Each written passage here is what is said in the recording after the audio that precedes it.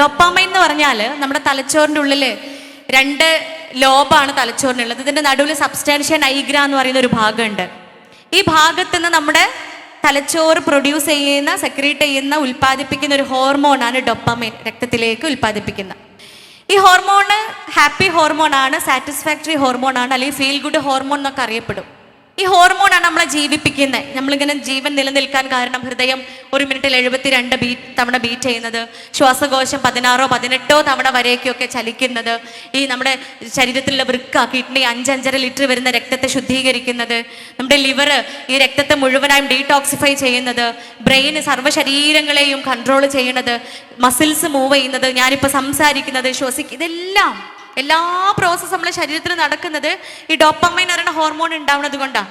ഈ ഹോർമോൺ ആണെങ്കിൽ ഉണ്ടായിക്കഴിഞ്ഞ് നമുക്ക് സാറ്റിസ്ഫാക്ഷൻ, അല്ലെങ്കിൽ സംതൃപ്തി, സമാധാനം, സന്തോഷം എന്നുള്ളൊരവസ്ഥയിലേക്കൊക്കെ നമ്മൾ എത്തും ഇതുണ്ടാവുമ്പോൾ.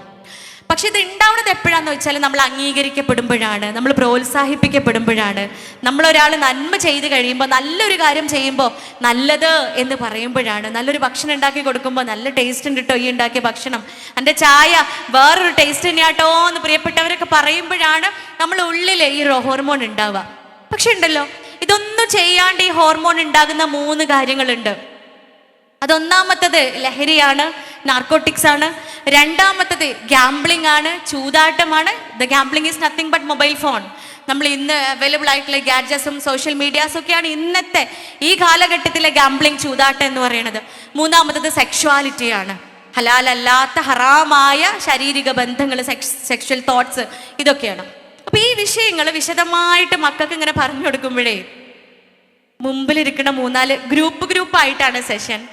അല്ലെങ്കിൽ ഫസ്റ്റ് ഗ്രൂപ്പിലെ കുട്ടികൾ എഴുന്നേറ്റ് എന്നിട്ട് എന്നോട് ചോദിക്കുക, അല്ല ഡോക്ടറെ, അങ്ങനെയും ഡോപ്പാമൈൻ ഉണ്ടായിക്കോട്ടെ, അതിനിപ്പോൾ എന്താ പ്രശ്നമെന്ന്. ഒരുമിച്ച് ഒരാളാണ് ലീഡറായിട്ട് എഴുന്നേറ്റെന്ന് ചോദിച്ചത്. ബട്ട് അവരുടെ എല്ലാവരുടെയും 10 പേരടങ്ങുന്ന ഒരു ഗ്രൂപ്പാണ്. ഈ ഗ്രൂപ്പിലെ 10 പേരുടെയും തോട്ട്സ് ഒരാൾ ലീഡറായി എഴുന്നേറ്റ് എന്നോട് ചോദിച്ചതാ. അപ്പൊ ബാക്കിയുള്ള ഗ്രൂപ്പത്തേക്ക് ആൾക്കാർ അതന്നെ, അങ്ങനെ ഡോപ്പാമൈൻ ഉണ്ടായിക്കോട്ടെ, നമുക്ക് ഡോപ്പാമൈൻ ഉണ്ടായാൽ പോരെ, നമുക്ക് സംതൃപ്തരായാൽ പോരെ, നമുക്ക് സന്തോഷമായാൽ പോരെ, നമുക്ക് നമ്മൾ ഹൃദയവും ശ്വാസകോശവും ലങ്സും കിഡ്നിയും സ്പ്ലീനും പാങ്ക്രിയാസും ബ്രെയിനൊക്കെ നല്ല എഫിഷ്യൻ്റ് ആയിട്ട് വർക്ക് ചെയ്താൽ പോരേന്ന്. ഇതാണ് ആര് നമ്മള് പൊന്നേ കരളേ ചങ്കേന്നും പറഞ്ഞ് നമ്മളെക്കാളും നമ്മൾ സ്നേഹിക്കുന്ന